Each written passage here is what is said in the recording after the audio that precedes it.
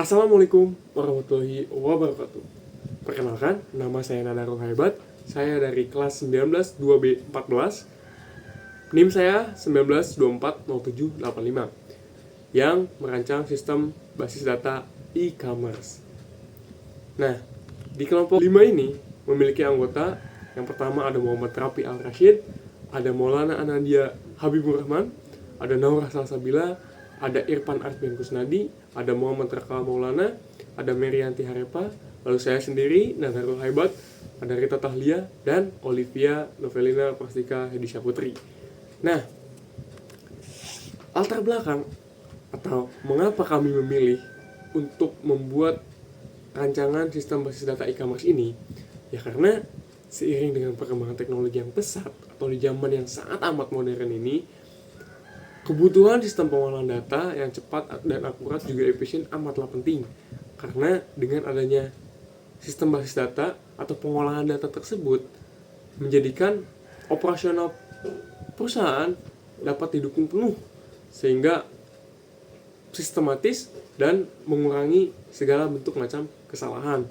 Nah, di toko elektronik atau sistem basis data toko elektronik kami ini banyak sekali entitas yang saling berkaitan, dari mulai data pelanggan, lalu produk, lalu lanjut kepada pembayaran atau order, dan sampai akhirnya pengiriman atau shipping.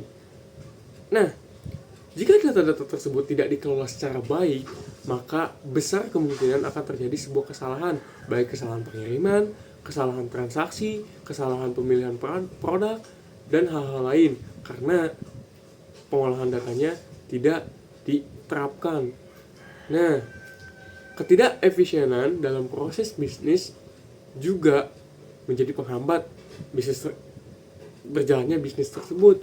Maka dari itu dibutuhkanlah sistem basis data yang mampu mengolah seluruh sistem informasi tersebut secara terintegrasi dan efisien.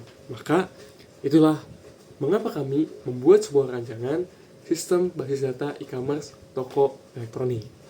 Nah, teman-teman semuanya, selanjutnya akan dilanjutkan oleh teman saya. Perkenalkan, nama saya Rita Tahlia, dan NIM 19240672, kelas 19 2B14. Untuk rumusan masalah di sini, bagaimana merancang struktur basis data yang sesuai untuk kebutuhan operasional sebuah toko elektronik. Lalu bagaimana cara mengimplementasikan relasi antar entitas seperti pelanggan, produk, pemesanan, pembayaran, dan pengirim dalam sistem basis data. Lalu adapun tujuannya untuk merancang struktur basis data yang sesuai dengan kebutuhan operasional toko elektronik, untuk mengimplementasikan sistem basis data menggunakan MySQL dan entitas yang mencakup pelanggan, produk, pesanan, pembayaran, dan pengiriman. Lalu ada untuk penerapan perintah SQL dalam pembuatan tabel pengisian data dummy serta pembuatan view dan prosedur guna memudahkan pengelolaan data. Lalu ada untuk meningkatkan pemahaman mengenai pentingnya basis data dalam mendukung sistem informasi penjualan secara terintegrasi dan efisien. Lalu untuk memberikan contoh nyata penerapan basis data dalam dunia bisnis, khususnya di bidang perdagangan elektronik. Baik, di presentasi kali ini saya akan menjelaskan rancangan basis data untuk sistem toko elektronik yang terdiri dari dua bagian utama, yaitu ERD atau Entity Relationship Diagram dan LRS atau Logical Record Structure. Keduanya merupakan tahapan penting dalam membangun sistem yang rapi dan terstruktur, dari desain awal hingga implementasi nyata di database. Lalu penjelasan dari ERD itu sendiri yaitu menggambarkan hubungan antara entitas utama dalam sistem, seperti pelanggan, produk, pesanan, pembayaran, dan pengiriman. Setiap entitas digambarkan dalam bentuk kotak, atributnya dalam oval, dan hubungan antara entitas menggunakan rombik. Dan contoh relasinya yaitu pelanggan membuat pesanan, pesanan memiliki banyak detail, produk termasuk dalam kategori, lalu pesanan memiliki pembayaran dan pengiriman. Kemudian kalau kita perhatikan, ada satu entitas yaitu detail pesanan yang digambarkan berbeda. berupa kotak yang di dalamnya ada segitiga. Nah, itu menandakan bahwa detail pesanan adalah entitas hasil dari relasi many-to-many antara pesanan dan produk. Karena relasi ini punya atribut penting seperti jumlah dan subtotal, maka tidak cukup hanya digambarkan sebagai garis relasi biasa. Bentuk kotak dalam segitiga itu artinya berasal dari relasi, tapi sudah dianggap entitas penuh. Nah, setelah IRD selesai, dibuatlah LRS untuk mengimplementasikan semua entitas ke dalam bentuk tabel database. Setiap entitas di IRD diterjemahkan menjadi tabel lengkap beserta tipe data, primary key, dan foreign key-nya. Isi LRS ini hampir sama seperti IRD, cuma bedanya LRS menampilkan tipe data secara detail seperti ada integer, character, dan enum. Relasi digambarkan sebagai foreign key, bukan rombik. Kemudian, tabel-tabel sudah siap langsung digunakan di database seperti MySQL. Nah, IRD dan LRS ini saling melengkapi. IRD memudahkan kita untuk memahami struktur dan alur data, sedangkan LRS menunjukkan cara implementasinya di dalam database. Dengan memahami keduanya, kita bisa membangun sistem toko elektronik yang efisien, terstruktur, dan siap dijalankan. Pada bagian ini ditampilkan seluruh daftar tabel yang terdapat dalam basis data toko elektronik. Daftar ini diperoleh menggunakan perintah SQL sort tables yang dijalankan melalui command prompt atau CMD. Perintah ini berfungsi untuk menampilkan semua data nama tabel yang sudah dibuat dalam satu database. Gambar berikut menunjukkan hasil perintah tersebut. Nah, kenapa sih harus dipisah menjadi banyak tabel? Nah, pemisahan data ke dalam beberapa tabel dilakukan agar struktur basis data menjadi lebih efisien, terorganisir, dan mudah dikembangkan. Setiap tabel mewakili satu entitas atau objek yang berbeda. Misalnya, tabel pelanggan menyimpan data pribadi pembeli. Tabel produk berisi daftar barang yang dijual. Tabel pesanan mencatat transaksi pembelian. Tabel detail pesanan berisi rincian isi setiap pesanan, dan seterusnya. Kemudian, jika data disatukan dalam satu tabel, maka akan muncul banyak duplikasi data, sulit dalam pencarian data tertentu, dan rawan kesalahan saat update. Dengan memisahkannya menjadi tabel-tabel khusus dan saling berelasi, kita bisa menjaga integritas data dan memudahkan proses seperti pencarian, pelaporan, maupun pengembangan sistem ke depannya. Baik, di sini saya akan mempresentasikan tentang tabel pelanggan. Pertama-tama, izinkan perkenalkan, nama saya Muhammad Reka Maulana Zulkarnain, NIM saya 19240364. Di sini saya akan menjelaskan yaitu tentang tabel pelanggan. Untuk menyimpan data pribadi pelanggan yang melakukan transaksi di elektronik. Data ini bersifat penting karena menjadi acuan utama dalam proses pemesanan, pengiriman, serta komunikasi dengan pelanggan. Berikut dari query-nya itu pertama itu ada kolom ID pelanggan dengan integer, primary key, auto increment, dengan ada nama pelanggan, varchar, email, telepon, alamat. Nah, selanjutnya kita akan menjelaskan yaitu bagian dari tabel produk. Tabel produk ini untuk menyimpan data semua orang elektronik yang dijual oleh toko. Tabel ini untuk menjadi komponen penting karena berisi informasi dasar mengenai setiap produk termasuk harga, stok, dan kategorinya. Bisa dilihat di sini tabelnya ada ID produk, nama produk, harga, stok, dan ID kategori. Nah, yang terakhir yaitu tabel pembayaran. Pada tabel ini untuk menyimpan informasi mengenai mencatat transaksi pembayaran, memantau status pembayaran, mengelola metode pembayaran, menghubungkan pesanan dengan pembayaran, menyimpan data waktu pembayaran.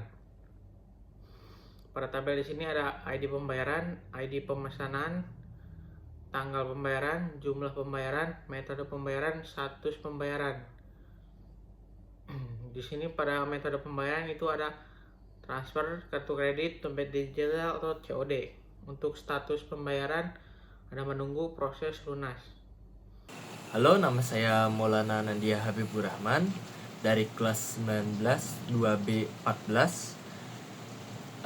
NIM saya 19241057. Nah, di sini saya akan jelaskan. Di sini ada tabel pesanan untuk mencatat semua transaksi dari pembelian yang dilakukan oleh pelanggan. Nah, tabel ini menjadi pusat dari alur transaksi karena menghubungkan pelanggan dengan produk yang dibeli, pembayaran yang dilakukan, serta proses pengiriman kepada pelanggan. Nah, di tabel ini ada 4 hal. Yang pertama ada ID pesanan, yang kedua ada ID pelanggan, yang ketiga tanggal pesanan, yang keempat ada status. Nah, di status ini ada 5 hal. Ada 5 kondisi. Yang pertama adalah menunggu, yang kedua adalah dibayar, yang ketiga dikirim, yang keempat selesai, yang kelima dibatalkan. Nah, selanjutnya ada tabel detail pesanan. Nah, di tabel pesanan itu adalah berisi rincian dari setiap permintaan, seperti barang yang diminta, jumlah, satuan, tanggal permintaan, dan keterangan masing-masing baris terhubung ke permintaan dan barang. Nah, di dalam tabel detail pesanan ini ada 5 hal. Yang pertama ada ID detail pesanan, yang kedua ada ID pesanan, yang ketiga ada ID produk, yang keempat ada jumlah, dan yang kelima ada subtotal. Nah, selanjutnya ada pengguna perintah SQL. Pertama, kita masuk ke MySQL dulu. Gimana sih caranya? Caranya adalah /exam /mysql/bin panah, habis itu mysql/u plus root minus lagi p. Nah, setelah itu langsung enter saja 2 kali. Nah, saat sudah muncul masukkan password, itu langsung enter aja karena belum di set, kecuali kalau udah di set. Nah, gitu. Selanjutnya kita membuat database. Gimana sih cara membuat database-nya? Yang pertama, kita masukkan komen create database. Karena kita ingin membuat toko elektronik, kita gunakan create database namanya toko elektronik. Jangan lupa titik kutip. Kenapa harus pakai titik kutip? Karena untuk mengakhiri komennya. Nah, selanjutnya kita harus menggunakan database yang kita buat untuk membuat beberapa table. Nah, gitu. Cara kita menggunakan database yang kita buat adalah, atau cara kita masuk ke database yang kita buat adalah use nama dari database itu, atau use toko elektronik. Jangan lupa tanda kutip. Halo, saya Olivia Novelina Prastika Adisya Putri dari kelas 19 2B14 dengan nomor NIM 19240750. Saya akan melanjutkan pembahasan yang sebelumnya sudah dijelaskan oleh teman saya di slide 14. Saya akan lanjut di slide 15. Di sini ada spesifikasi dari kategori produk dan juga tabel pelanggan. Nah, di tabel kategori produk ini ada 2 atribut, ada ID kategori dan juga nama kategori. Yang dimana ID kategori ini sebagai primary key-nya dan merupakan auto increment. Lalu di tabel pelanggan ada atribut ID pelanggan, nama, email, telepon, dan juga alamat. ID pelanggan ini di sini sebagai primary key-nya yang juga merupakan auto increment. Nah, di slide berikutnya ada membuat tabel produk dan juga tabel pesanan. Nah, dibuat tabel produk ini ada beberapa atribut seperti ID produk, nama produk, harga, stok, dan juga ID kategori. Nah, balik lagi si ID produk ini sebagai primary key-nya dan merupakan auto increment. Lalu terdapat juga foreign key yang didapatkan dari tabel kategori produk dengan atribut ID kategori. Nah, berikutnya itu membuat tabel pesanan. Di tabel pesanan ini ada atribut ID pesanan, ID pelanggan, tanggal pesanan, dan juga status. Di ID pesanan ini sebagai primary key dan juga auto increment. Di status ini tipe datanya enum. yang berisi menunggu, dibayar, dikirim, selesai, dan dibatalkan. Lalu adapun foreign key dari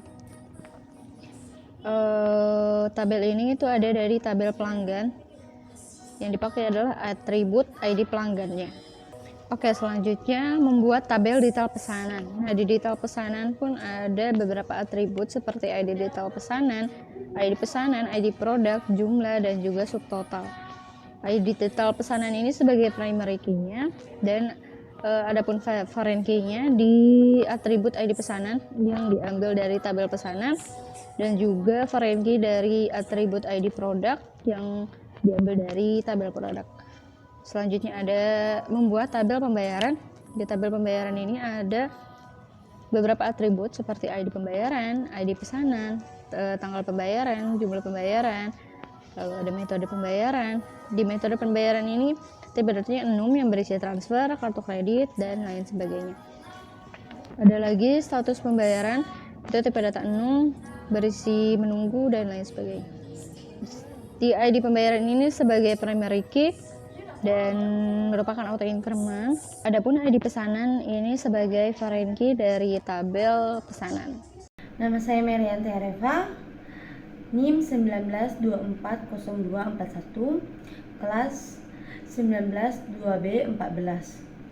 Pada bagian ini saya akan menjelaskan tabel pengiriman, di mana di dalam tabelnya terdiri beberapa kolom, yaitu ID pengiriman, ID pesanan, tanggal kirim, tanggal terima, nomor resi, nama kurir, atau status pengiriman.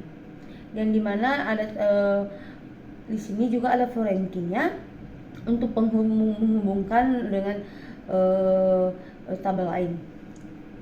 Di sini saya akan menjelaskan query DML, di mana pada bagian ini kita akan mengisi data konsumen ke dalam tabel, di mana data yang kita masukkan adalah ke dalam tabel adalah detail pesanan dan kategori produk. Di mana query yang kita panggil adalah insert into detail pesanan, di mana detail pesanan ini adalah sebuah tabel. Di dalamnya ada beberapa kolom, yaitu ID pesanan, ID produk, jumlah, dan subtotal, dan akan ditutup dengan file S. Dimana kita akan mengisi data tersebut sesuai dengan prosedurnya, dimana kita harus mengisi ID pesanan dengan nomor 1 dan ID produk dengan nomor 1 juga, dan jumlahnya 1 dengan subtotalnya 10 pada contoh yang bisa kita lihat di atas. Setelah itu kita akan juga memasukkan data ke dalam tabel kategori produk. Pada bagian ini hanya ada satu kolom, yaitu nama kategori yang akan diisi dengan laptop, smartphone, aksesoris, dan tabel. Oke. Dan selanjutnya data yang kita masukkan juga di lainnya adalah data tabel pelanggan, di mana query yang kita panggil adalah insert into pelanggan, di mana pelanggan akan menjadi, dan pelanggan ini adalah nama tabel di mana di dalam tabel tersebut ada nama, email, telepon, dan alamat. Kita akan mengisi nama konsumennya adalah contohnya seperti Irfan Arfian Kusnadi, emailnya, nomor HP-nya, dan alamatnya. Setelah itu kita juga akan memasukkan data ke dalam tabel pembayaran dengan insert into pembayaran, dengan di mana di dalamnya ada ID pesanan, tanggal pembayaran, jumlah pembayaran, metode pembayaran, dan status pembayaran. Di mana kita bisa lihat data yang dimasukkan adalah contohnya 1 tanggal pembayaran 2025 bulan 6 tanggal 1, tanggal pembayarannya itu jam 12, dengan jumlah pembayarannya adalah 10.700.000, dengan metode pembayarannya adalah transfer, dan status pembayarannya adalah lunas. Itu adalah contoh data yang akan kita masukkan. Baik, saya Irfan Arfian di sini akan menjelaskan file dummy untuk tabel pengiriman, pesanan, dan tabel produk ya. Pertama kita akan menjelaskan tentang pembuatan data dummy pengiriman ya. Pertama kita melakukan insert into pengiriman untuk atributnya, lalu ID pesanan untuk primer key, dan tanggal kirim, tanggal terima, nomor resi, nama kurir, dan status pengiriman value. Ya, itu sintaknya ya untuk atributnya. Dan untuk isi datanya kita juga menyesuaikan seperti yang tadi ada ID pesanan itu primer key, kita masukkan 2, dan tanggal kirim kita menginputkan 2025 bulan 6 tanggal 3 jam 10 ya. Dan tanggal terima. Nah, kita di sini sengaja mengosongkan data karena untuk kedepannya mungkin kita akan menggunakan query penambahan data tanggal terima ya. Nanti kita bisa update data di situ. Lalu nomor resi kita sampelkan resi 123456, nama kurir, JNE, status pengiriman, dikirim. Nah, ini salah satu sampel aja ya, dan untuk seterusnya sama seperti itu dan harus berurutan ya. Lalu kedua, kita masuk insert dummy pesanan ya. Nah, pertama seperti yang tadi, kita insert into pesanan dan ID pesanan untuk primer key, tanggal pesanan, dan statusnya. Terus value.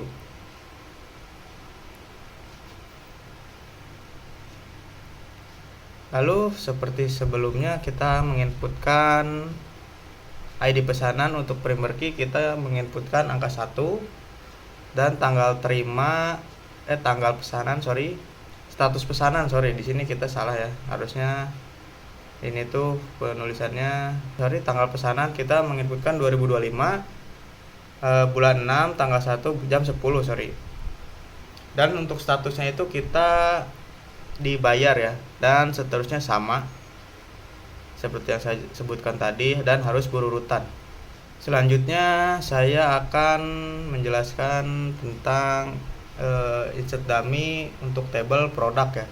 Sama seperti sebelumnya kalian juga harus menginputkan insert into produk untuk atributnya, lalu nama produk, harga, stok, dan ID kategori value. Nah, ini juga harus sesuai ya, seperti urutan yang tadi.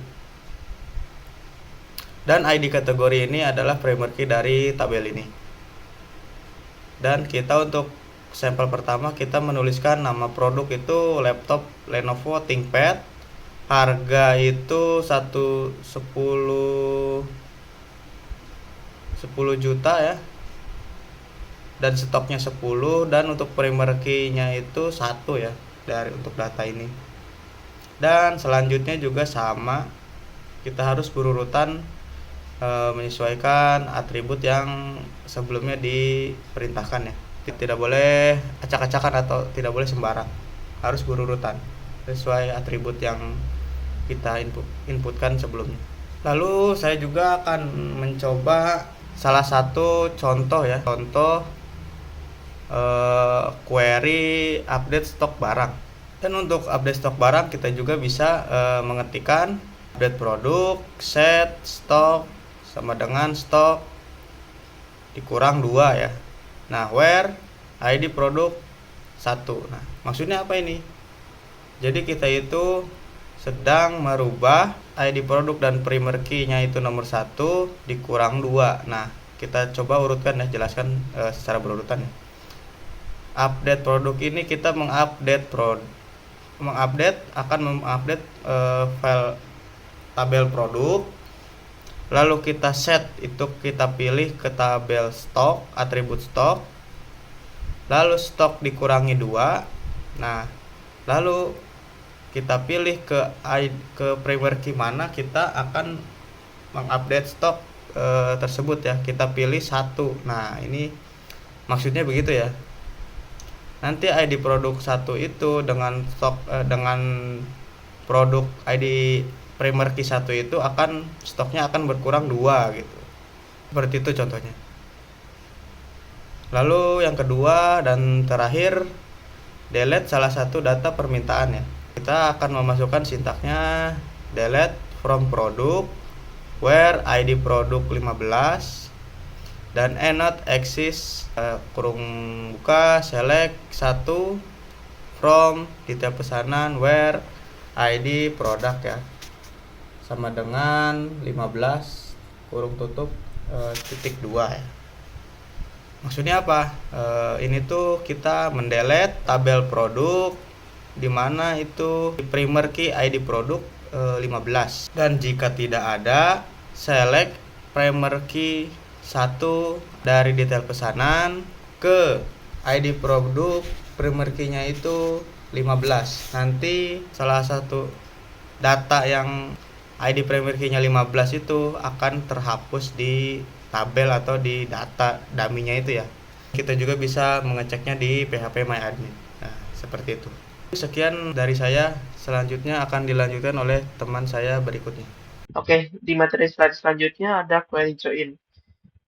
Yang pertama yaitu menampilkan nama kategori produk, yaitu select ID produk, nama produk, harga, dan nama kategori. Di inner join pada ID kategori di tabel produk dan ID kategori di tabel kategori. Nah, ini hasil tampilannya.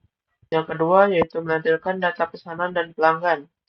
Select ID pesanan, pelanggan, nama atas alias nama pelanggan, tanggal pesanan, status dari tabel pesanan alias PS, di inner join dengan tabel pelanggan, di ID pelanggan pada tabel pesanan dan ID pelanggan pada tabel pelanggan. Nah, ini hasil tampilannya. Lalu selanjutnya menampilkan data pelanggan yang terkena pending atau belum membayar. Select ID pesanan, nama, tanggal pesanan dari tabel pesanan, di join dengan tabel pelanggan, di ID pelanggan pada tabel pesanan dan tabel pelanggan, lalu di left join dengan tabel pembayaran, di ID pesanan dan ID pesanan di tabel pembayaran dan pesanan, di mana kondisinya yaitu ID pembayaran is null atau status pembayaran sama dengan pending. Nah, ini ada 4 datanya yang tampil. Ada Zikri Lukman, Hari Peki, Agung Wibowo, dan Dewi Sartika. Mungkin segitu saja presentasi dari kami. Kurang lebihnya saya mohon maaf. Terima kasih.